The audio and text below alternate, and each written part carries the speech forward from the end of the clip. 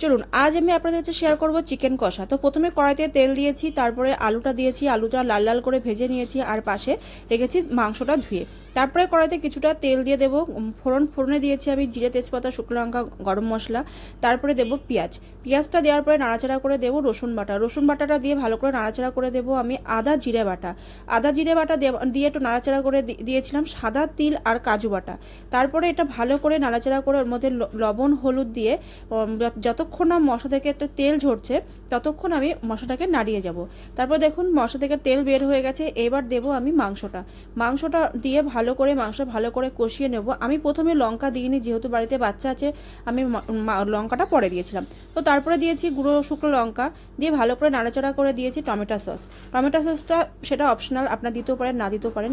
দিয়ে মাংসটা ভালো করে কষিয়ে নেব যতক্ষণ না মাংস থেকে তেল বের হচ্ছে।